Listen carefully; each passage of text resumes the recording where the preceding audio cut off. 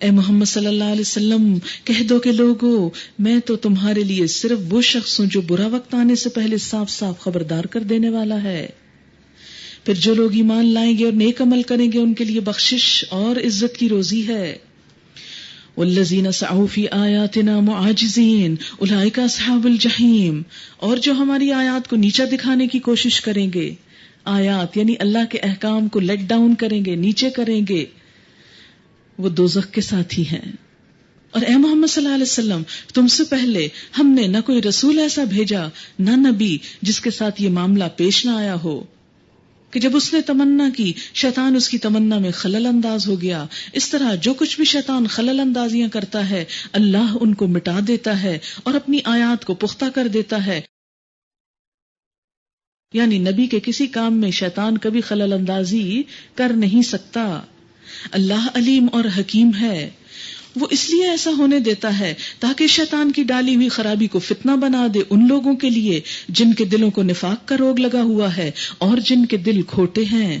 حقیقت یہ ہے کہ یہ ظالم لوگ اناد میں بہت دور نکل گئے ہیں، اور علم سے بہرہ مند لوگ جان لیں کہ یہ حق ہے تیرے رب کی طرف سے ہے، وہ اس پر ایمان لے آئیں اور ان کے دل اس کے آگے جھک جائیں. یقیناً اللہ ایمان لانے والوں کو ہمیشہ سیدھی راہ دکھاتا ہے. وَلَا يَزَالُ الَّذِينَ كَفَرُوا فِي مِرْيَةٍ مِّنْهُ، انکار کرنے والے تو اس کی طرف سے شک ہی میں پڑے رہیں گے یہاں تک کہ یا تو ان پر قیامت کی گھڑی اچانک آ جائے یا ایک منحوس دن کا عذاب نازل ہو جائے. اس روز بادشاہی اللہ کی ہوگی اور وہ ان کے درمیان فیصلہ کر دے گا. جو ایمان رکھنے والے اور عمل صالح کرنے والے ہوں گے وہ نعمت بھری جنتوں میں جائیں گے، اور جنہوں نے کفر کیا ہوگا اور ہماری آیات کو جھٹلایا ہوگا ان کے لیے رسوا کرنے والا عذاب ہوگا. والذین ہاجروا فی سبیل اللہ ثم قتلوا او ماتوا لیرزقنہم اللہ رزقا حسنا. رزقا حسنا، جن لوگوں نے اللہ کی راہ میں ہجرت کی پھر قتل کر دیے گئے یا وہ مر گئے یعنی خود موت آ گئی، اللہ ان کو ضرور اچھا رزق دے گا. یعنی اللہ کی راہ میں نکلنے والوں کو اگر میدان جنگ میں نہیں گھر میں بستر پر بھی موت آتی ہے تو اللہ کا وعدہ ہے کہ ان کے لیے بہترین رزق ہے، اور یقیناً اللہ ہی بہترین رزاق ہے. آپ دیکھیں اللہ کی رزاقیت کو تھوڑی دیر کے لیے محسوس کریں کہ اللہ ہمیں بہت سی چیزیں بالکل فری آف کاسٹ دے رہے ہیں. مثلا یہ روشنی جو اس وقت آپ سورج سے لے رہے ہیں اس پر ہم میں سے کسی کو کوئی بل پے نہیں کرنا، لیکن وہ روشنی جو آپ خود جلاتے ہیں اس پر آپ کو بل دینا ہوتا ہے. یا آکسیجن جو ہر وقت ہم انہیل کرتے ہیں ہمیں کوئی بل نہیں دینا. لیکن کچھ ملکوں میں جہاں بہت پولوشن بڑھ گئی آبادی کے زیادہ ہونے کی وجہ سے وہاں انہوں نے کچھ پولوشن فری ایریاز بنائے ہیں جہاں انسان خالص آکسیجن سونگھ سکتا ہے، مگر اس کی قیمت $3 فی گھنٹہ ہے. ہانگ کانگ میں اس کے بارے میں آتا ہے پودینے والی ہوا سونگنی ہو یعنی جس میں تھوڑی خوشبو بھی شامل ہو تو پھر اس کی قیمت اور زیادہ ہے، مثلا $5 فی گھنٹہ. اس کے علاوہ مختلف فیشنیبل شہروں میں ایروما تھراپی دی جاتی ہے، اس سے کئی مریضوں کا علاج ہوتا ہے اور بھاری فیس لے جاتی ہے، جبکہ اللہ تعالی نے یہ دھوپ اور یہ ساری غذائیں ہمیں ایک طرح سے فری آف کاسٹ دی ہیں. تو اللہ اپنے بندوں پر نہایت رحم فرمانے والا ہے، لیکن بندے اس کی ان مفت کی نعمتوں پر کوئی شکر ادا نہیں کرتے، کوئی اس کی طرف مائل نہیں ہوتے. اگر خود سے نہیں ہوتے، رجوع نہیں کرتے تو ایک دن تو لائے ہی جائیں گے نا، پھر کیا بنے گا. وہ انہیں ایسی جگہ پہنچائے گا جس سے وہ خوش ہو جائیں گے، بے شک اللہ علیم اور حلیم ہے. یہ تو ہے ان کا حال، اور جو کوئی بدلہ لے ویسا ہی جیسا اس کے ساتھ کیا گیا پھر اس پر زیادتی بھی کی گئی ہو تو اللہ اس کی مدد ضرور کرے گا. اللہ معاف کرنے والا اور درگزر کرنے والا ہے. یہ اس لیے کہ رات سے دن اور دن سے رات نکالنے والا اللہ ہی ہے اور وہ سمیع و بصیر ہے. یہ اس لیے کہ اللہ ہی حق ہے اور وہ سب باطل ہیں جنہیں اللہ کو چھوڑ کر یہ لوگ پکارتے ہیں. اللہ ہی بالا دست اور بزرگ ہے. کیا تم دیکھتے نہیں ہو کہ اللہ آسمان سے پانی برساتا ہے اور اس کی بدولت زمین سرسبز ہو جاتی ہے. حقیقت یہ ہے کہ وہ لطیف و خبیر ہے. اسی کا ہے جو کچھ آسمانوں میں ہے اور جو کچھ زمین میں ہے. بے شک وہی غنی اور حمید ہے. یعنی کسی بت، کسی بزرگ، کسی اور شخص کا اختیار ان زمین آسمان کی چیزوں پر اللہ کے سوا نہیں چلتا.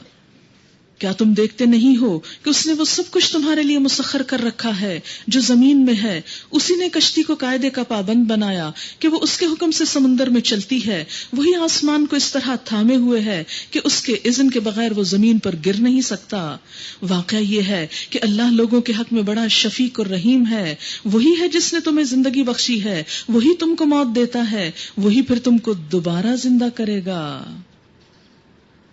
آپ کو پتا ہے ہر 24 گھنٹے میں ایک دن میں کتنے لوگ مرتے ہیں دنیا میں؟ ایک جگہ میں نے پڑھا تھا کہ ہر روز پوری دنیا سے تقریباً 15 لاکھ لوگ مر جاتے. ہر روز جو لسٹ دی جاتی ہوگی فرشتوں کو, کیا پتا کسی دن اس میں ہمارا نام بھی آ جائے. اللہ سے ہم بھاگ نہیں سکتے, اور وہ نام آنا ہے ایک دن, شارٹ لسٹ ہو جانا ہے. پھر اس وقت کیا چیز کام آئے گی, کیا ساتھ جائے گا, اس کی فکر کریں. وہی ہے جس نے تمہیں زندگی بخشی, وہی تم کو موت دیتا ہے, پھر وہی تم کو زندہ کرے گا. سچ یہ ہے کہ انسان بڑا ہی منکر حق ہے. ہر امت کے لیے ہم نے ایک طریقے عبادت مقرر کیا ہے جس کی وہ پیروی کرتی ہے. بس اے محمد صلی اللہ علیہ وسلم, وہ اس معاملے میں تم سے جھگڑا نہ کریں. تم اپنے رب کی طرف دعوت دو, یقیناً تم سیدھے راستے پر ہو. اگر وہ تم سے جھگڑا کریں تو کہہ دو کہ جو کچھ تم کر رہے ہو اللہ کو خوب معلوم ہے. اللہ قیامت کے روز تمہارے درمیان ان سب باتوں کا فیصلہ کر دے گا جن میں تم اختلاف کرتے رہے ہو. کیا تم جانتے نہیں کہ آسمان و زمین کی ہر چیز اللہ کے علم میں ہے؟ سب کچھ ایک کتاب میں درج ہے, اس کے لیے کچھ بھی مشکل نہیں ہے.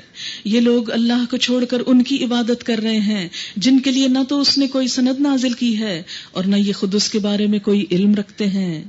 ان ظالموں کے لیے کوئی مددگار نہیں ہے. اور جب ان کو ہماری صاف صاف آیات سنائی جاتی ہیں, وَإِذَا تُتْلَى عَلَيْهِمْ آيَاتُنَا بَيِّنَاتٍ تَعْرِفُ فِي وُجُوهِ الَّذِينَ كَفَرُوا الْمُنكَرَ, تو تم دیکھتے ہو کہ منکرین حق کے چہرے بگڑنے لگتے ہیں. آپ میں سے ہر شخص سوچے, اپنے دل کا جائزہ لے کہ کہیں میں ان میں سے تو نہیں ہوں جن کے چہرے بگڑتے ہیں اللہ کی بات سن کر. یہ کیوں حکم دے دیا گیا, میں نہیں یہ مان سکتی, مجھ سے نہیں ہوتا, میں نہیں کر سکتی. نہیں, اللہ والوں کا طریقہ یہ ہوتا ہے کہ اللہ کی بات جب سامنے آئے نہ بھی کر سکے تو یہ نہیں کہتے نہیں کر سکتے, یہ کہتے ہیں اللہ تعالیٰ آپ کرنے کی توفیق دے دیں, کاش ہم کر سکیں. وہ تو کرنے کی تمنائیں اور دعائیں کرتے ہیں. اور جب ان کو ہماری صاف صاف آیات سنائی جاتی ہیں تو تم دیکھتے ہو کہ منکرین حق کے چہرے بگڑنے لگتے ہیں, اور ایسا محسوس ہوتا ہے کہ وہ ابھی ان لوگوں پہ ٹوٹ پڑیں گے جو انہیں ہماری آیات سناتے ہیں. ان سے کہو میں بتاؤں تمہیں کہ اس سے بدتر چیز کیا ہے, آگ. اللہ نے اسی کا وعدہ ان لوگوں کے حق میں کر رکھا ہے جو قبول حق سے انکار کریں, اور وہ بہت ہی برا ٹھکانہ ہے. یا ایھا الناس ضرب مثل, اے لوگو ایک مثال دی جا رہی ہے. کیا ہے وہ؟ فاستمعوا لہ, تم غور سے سنو. شاید تھک چکے ہوں اب آپ, اس لیے آخر میں اللہ تعالیٰ کیا فرما رہے, غور سے سنو. فاستمعوا لہ, ہوش میں آ کے, نیند ہٹا کے. کیا ہے؟ ان الذین تدعون من دون اللہ, بے شک وہ ہستیاں جنہیں تم اللہ کے سوا جا کے پکارتے ہو, جن سے دعائیں کرتے ہو یا کرواتے ہو, کچھ بھی کرتے ہو. لن یخلقوا ذبابا, ان میں سے کسی نے, خواہ کوئی انسان ہے, بزرگ ہے, نبی ہے, ولی ہے, کسی نے بھی ہرگز پیدا نہیں کی. کیا؟ ذبابن, ایک مکھی تک, ایک مکھی پیدا نہیں کی کسی نے. وَلَوِ اجْتَمَعُوا لَهُ, خواہ وہ ساری دنیا کٹھی ہو جائے ایک مکھی بنانے پہ, نہیں بنا سکتے. وَإِن يَسْلُبْهُمُ الذُّبَابُ شَيْئًا لَا يَسْتَنْقِذُوهُ مِنْهُ, اور اگر مکھی ان سے کچھ چھین لے جائے تو اسے چھڑا نہیں سکتے. وہ کیسے؟ مثلاً آپ نے کوئی کھانا رکھا ہوا ہے, اتنے میں مکھی آ کے بیٹھ جاتی ہے, وہ تھوڑا سا کھانا لے جاتی ہے آپ کا چپکا کے اپنے پروں سے, آپ بھاگتے ہیں اس کے پیچھے کہ یہ لے گئی ہمارا کھانا, ذرا اس سے لیں, اور اتنے میں دوسری مکھیوں میں گم ہو جاتی ہے اور آپ کو پتہ ہی نہیں چلتا وہ مکھی کون سی تھی اور کھانا کہاں ہے. فرمایا ان انسانوں کی کمزوری تو اس حد تک ہے کہ مکھی اگر ان سے کچھ لے جائے تو یہ وہ واپس بھی نہیں لے سکتے. یہ تو مکھی کا بھی مقابلہ نہیں کر سکتے. کہتے ہیں کہ مکھی کی آنکھ میں شاید 300 لینزز ہوتے ہیں جس وجہ سے وہ تیزی سے بھاگ جاتے, لیکن پھر بھی وہ گندگی پہ ہی بیٹھتی ہے. کتنی بھی اس کی آنکھ تیز ہے نگاہ، لیکن پھر بھی گندگی پہ بیٹھتی. تو بہت سے لوگ ویسے بہت ہوشیار، عقل مند، سمجھدار، علم والے ہوتے لیکن کام پھر بھی غلط کرتے، مکھی کی طرح گندگی پہ ہی بیٹھتے ہیں. ان کا علم ان کو کوئی فائدہ نہیں دیتا، ان کو کوئی سمجھ نہیں آتی. اور نہ سمجھنا منافقین کی علامت ہوتی ہے، سمجھتے ہی نہیں ہے. تو بات سمجھنا ہے. اللہ والوں کو جب مثالیں سمجھ نہیں آتی تھی تو پریشان ہوتے تھے کہ شاید اللہ تعالیٰ ہم سے ناراض ہے، شاید ہمارے دل میں کوئی نفاق ہے. تو یہاں پر کیا فرمایا کہ جو مکھی سے کچھ نہ چھڑا سکے وہ تمہیں اللہ کی پکڑ سے قیامت کے دن کیسے چھڑا سکے گا. لہذا ضعف الطالب والمطلوب، طلب کرنے والا بھی کتنا کمزور اور جس سے چاہا جا رہا ہے وہ بھی کتنا کمزور. ما قدر اللہ حق قدری، اللہ کی قدر ہی نہیں کی انہوں نے جیسے حق تھا اس کی قدر کا. اللہ تعالیٰ شکوہ کر رہے ہیں کہ میرے ساتھ شریک ٹھہرا دیتے ہیں، مجھے ناقدرہ کر دیتے ہیں. ان اللہ لقوی عزیز، بے شک اللہ قوت والا زبردست ہے. اللہ یستفی من الملائکۃ رسلا ومن الناس، اللہ چن لیتا ہے فرشتوں میں سے بھی قاصد اور لوگوں میں سے بھی پیغام پہنچانے والے. ان اللہ سمیع بصیر، بے شک اللہ سننے والا ہے، دیکھنے والا ہے. یعلم ما بین ایدیہم وما خلفہم، وہ جانتا ہے جو ان لوگوں کے سامنے اور جو پیچھے ہے. وإلی اللہ ترجع الامور، اور اللہ کی طرف سارے معاملات پلٹائے جائیں گے. یا ایھا الذین آمنوا، آپ سب سے خطاب ہے، اے لوگو جو ایمان لائے ہو. جی اللہ تعالیٰ آپ کیا چاہتے ہیں ہم سے؟ ارکعوا، جھک جاؤ، عاجزی اختیار کرو، رکوع کرو، واسجدو، اور سجدے میں پڑو، سجدہ کرو. نماز کی حالت جیسا سجدہ بھی اور عملی طور پر بھی اپنا صرف ماتھا نہیں، اس کھوپڑی کے اندر جو عقل ہے، عقل، حجتیں، ان سب کو بھی اللہ کے آگے جھکا دو، اللہ کی بات کے آگے جھک جاؤ.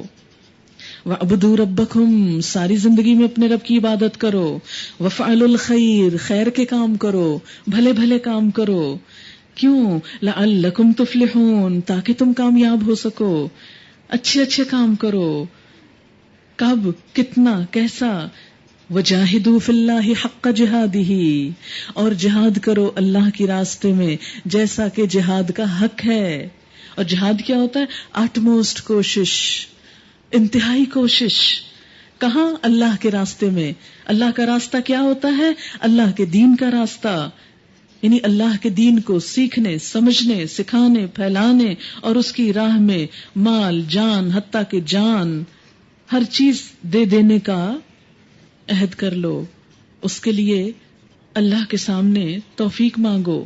جاہدوا فی اللہ حق جہادی، ٹھنڈے ٹھنڈے نہیں، آرام آرام سے نہیں، کوشش کرو، اپنی آخری انتہائی کوشش، تاکہ اللہ کے دین کی کوئی خدمت کر سکو.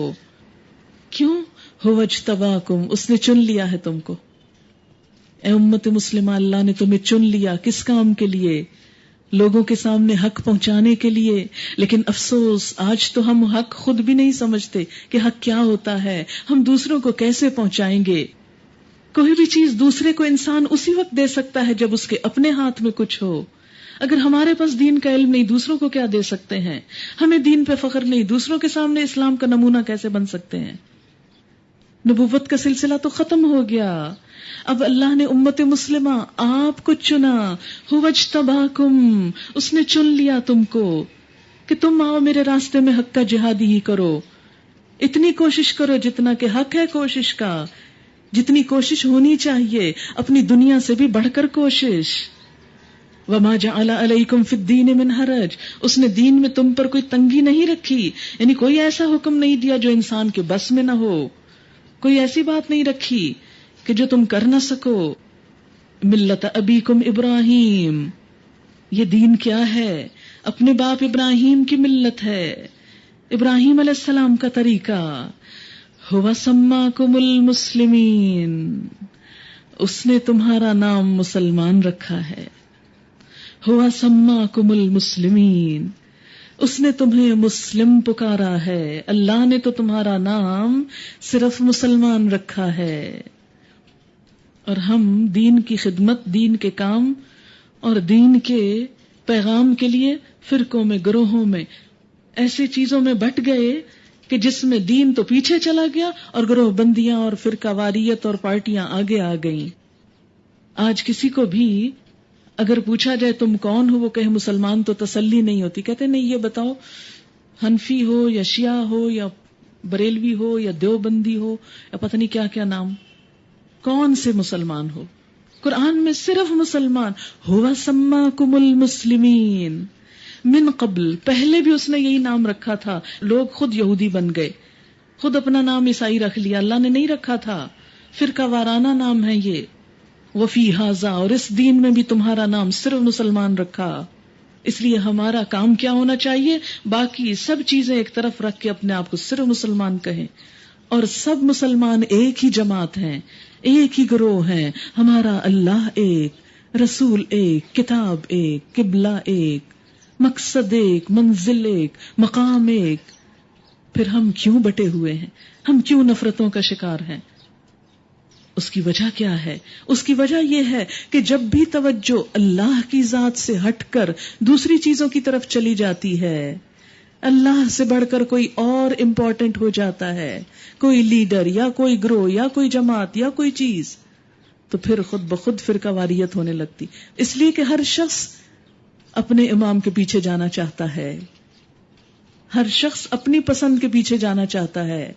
لیکن جب سب اللہ اور اس کے رسول صلی اللہ علیہ وسلم کی طرف جائیں گے تو یہ اختلافات ختم ہو جائیں گے.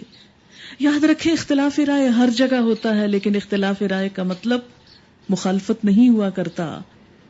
ڈفرنس آف اوپینین تو ہو ہی جایا کرتا ہے. مثلا اگر آپ میں سے اس وقت پوچھا جائے میں نے اب تک کیا بولا، تو ہر ایک مختلف بتائے گا، لیکن مقصد ایک ہی ہوگا. یہ بالکل ایسے جیسے اللہ کی طرف بڑھنے کے لیے کوئی رکشے پہ بیٹھ جائے، کوئی ٹانگے پہ بیٹھ جائے، کوئی سائیکل پہ بیٹھ جائے، کوئی پیدل جا رہا ہو. ایز لانگ ایز جب سب ادھر ہی جا رہے ہیں تو کیا ہے؟ سب منزل کی طرف ہی جا رہے ہیں. تو یہ کیا ہے؟ سواری مختلف ہے، منزل ایک ہے. اب کسی کو اگر کار میسر ہے تو فخر نہ کرے کہ میں کار پہ بیٹھ کے جا رہا ہوں، اور کوئی ہوائی جہاز پہ جا رہا ہے تو وہ اب تکبر نہ کرے. جو بھی جا رہا ہے سب ایک دوسرے کا احترام کریں، سب ایک دوسرے سے محبت کریں.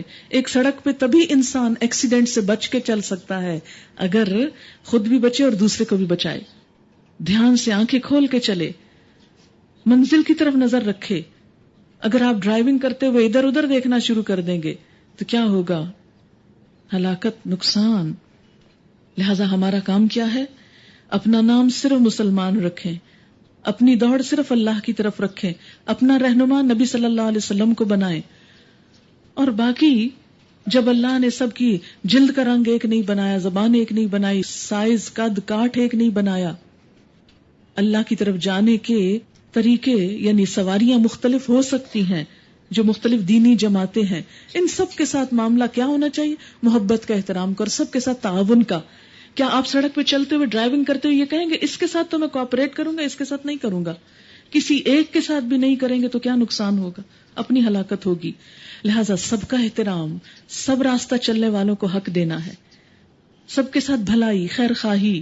اگر کوئی غلطی کر رہا ہے تو اس کو سمجھانا کہ غلطی نہ کرو. بالکل ایسے جیسے کوئی ڈرائیور گزرتے گزرتے کیا کرتا ہے، وہ دیکھو تمہارا ٹائر پنکچر ہوا ہوا ہے، لائٹیں کھلی ہیں، شیشہ بند کر لو، وہ کپڑا باہر نکلا ہوا ہے، اشارہ دے کے جاتے ہیں نا، بس اتنا. وہ لڑنے تھوڑی کھڑے ہو جاتے ہیں. اگر کسی کی غلطی دے کر، گالیاں دے کے، کرٹیسائز کر کے آگے چلا جائے تو یہ کیا ہمدردی ہوئی؟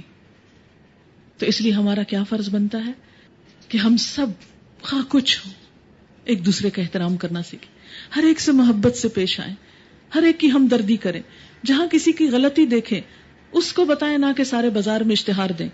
ہم یہ تو نہیں کرتے کہ اگر ساتھ چلنے والا غلطی کر رہے تو ہم مائک کھول لیں، اپنے گاڑی کے اوپر ایک لاؤڈ سپیکر لگا کے رکھے، دیکھو لوگوں وہ فلاں جو جا رہا ہے اور وہ کیا کر رہا ہے، اس کی گاڑی کی لائٹیں آن ہیں اور وہ دن کو بھی لائٹیں جلا کے جا رہا ہے اور اپنی بیٹری ڈاؤن کرنے جا رہا ہے، اور کچھ نہیں کہتے. کوئی ایسا کرے تھا کہ یہ دماغ چل گیا اس کا. لیکن آج ہماری ہی مسجدوں اور ممبروں سے ایک دوسرے کے خلاف محاذ آرائی ہے. تو ہمیں اپنے آپ کو سمجھنا ہوگا، اپنی منزل، مقصد کو پہچاننا ہوگا. جب سب کی دوڑ اللہ کی طرف لگ جائے گی تو ایک دوسرے کے عیب خود ہی چھپ جائیں گے. جب نگاہیں اوپر جاتی ہیں تو پھر نیچے کی چیزیں کم نظر آتی ہیں. فرمایا لیکون الرسول شہیدن علیکم، تاکہ رسول تم پر گواہ ہوں، وتکونوا شہداء علی الناس، اور اے مسلمانوں تم سب ساری دنیا پہ گواہ بن جاؤ۔ کس چیز کے گواہ؟ حق کے گواہ، حق کے پیغامبر۔ اس کام کے لیے کیا کرنا ہوگا؟ فاقیموا الصلاۃ، نماز قائم کرو، اللہ سے رجوع کرو، اللہ سے تعلق مضبوط کرو، وآتوا الزکوٰۃ، مال خرچ کرو، کیونکہ مال خرچ کیے بغیر یہ کام آگے نہیں بڑھ سکتا۔ وَاعْتَصِمُوا بِاللَّهِ، اللہ کو مضبوط پکڑ لو۔ وَاعْتَصِمُوا بِاللَّهِ، سب کچھ اس کے لیے، ہر نیکی کی نیت اس کے لیے، ایک قدم بھی اٹھاؤ تو اس کے لیے، کسی پر احسان نہیں، کسی اور کی برائی نہیں، کسی اور کا نام بلند نہیں، کوئی مفاد نہیں۔ وَاعْتَصِمُوا بِاللَّهِ، اللہ سب کچھ تیرے لیے۔ جس طرح ابراہیم علیہ السلام کو اللہ تعالیٰ نے کہا تھا اسلم، قال اسلمت لرب العالمین، ابراہیم اپنا آپ میرے حوالے کر دے۔ فرمایا اللہ تعالیٰ میں نے کر دیا، اسلمت، میں نے سونپ دیا، بیچ ڈالا اپنا آپ، دے دیا، کچھ بھی تو میرا نہیں، اللہ قبول کر لے۔ اللہ کا گھر بنا کے باپ بیٹا کہتے ربنا تقبل منا، اللہ تعالیٰ تیرا گھر بنا لیا، اب آپ قبول کر لیں، تیری خاطر کیا، تیرے حکم پہ کیا، اب آپ پسند کر لیں۔ وَاعْتَصِمُوا بِاللَّهِ، اور جب تم اللہ کو تھامو گے تو اللہ کی مدد ضرور آئے گی۔ هُوَ مَوْلَاكُمْ، وہی تمہارا مولا ہے۔ فَنِعْمَ الْمَوْلَىٰ، کتنا اچھا مولا، کتنا اچھا مددگار، کتنا بہترین سرپرستی کرنے والا۔ وَنِعْمَ النَّصِيرُ، کتنا اچھا مددگار۔ یہ ہے ہم سب کے لیے اصل پیغام، اور اسی کی مناسبت سے آج میں الہدا کا تعارف آپ کے سامنے کرانا چاہتی ہوں۔ چونکہ یہاں پر جو 1 سالہ ڈپلومہ کورس رکھا گیا ہے، ابھی میرا یہ لیکچر ختم نہیں ہوا، یہ اس کا حصہ ہے جو میں اب بولوں گی، جو کچھ ابھی تک سپارے میں نے کہا، اور اللہ کی طرف سے اتفاق ہے کہ آخری آیات آ گئی ہیں، جاہدوا فی اللہ حق جہادہ۔ تو اب اگر آپ بھاگیں گے تو بھاگ جائیں، اللہ ہی کی طرف جانا ہے، پھر بھی بھاگ نہیں سکتے۔ خیر، تو بات یہ ہے کہ یہ جو آئندہ ہم 1 سالہ ڈپلومہ کورس کرنے جا رہے ہیں، اس کی تھوڑی سی ڈیٹیلز میں آپ کے سامنے ہلکی پھلکی رکھ دیتی ہوں، اور جو پھر اپنے آپ کو اللہ کے حوالے کرنا چاہے، 1 سال کے لیے مشقتوں کو گلے لگانا چاہے، تھوڑا سا اس کی خاطر قربانی کرنا چاہے، موسٹ ویلکم۔ تو بات یہ ہے کہ یہ جو نام ہے اس کا الہدا ہے، یہ صرف ایسے ہی ایک پہچان کے لیے، نہ یہ کوئی گروہ ہے، نہ فرقہ ہے، نہ جماعت ہے، نہ کچھ ہے، ہماری نہ کوئی ممبرشپ ہے، نہ کوئی ہماری تنظیم ہے ایز سچ کہ ہم لوگوں کو کسی خاص لیول پر جمع کریں۔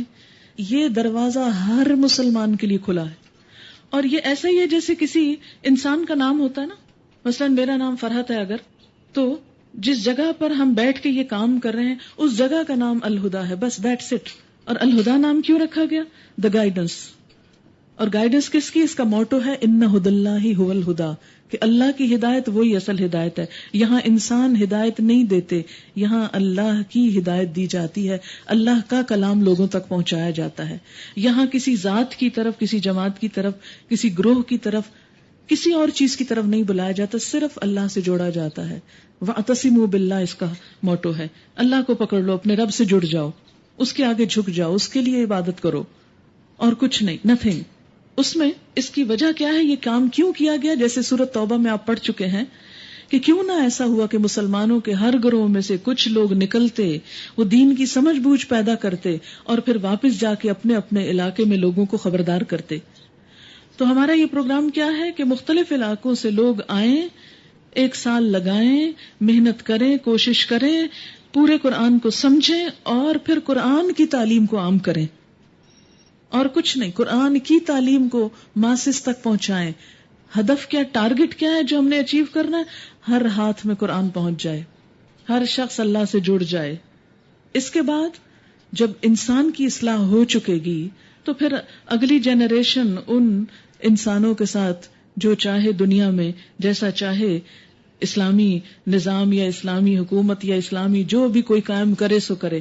ہمارا نہ کسی حکومت کے بنانے کا پروگرام ہے، نہ کسی الٹیمیٹ اس تک جانے کا، ہمارا صرف گراس روٹ لیول پر صرف تزکیہ نفس، انسانوں کی اصلاح، دلوں کو بدلنا، لوگوں کو اللہ سے جوڑنا.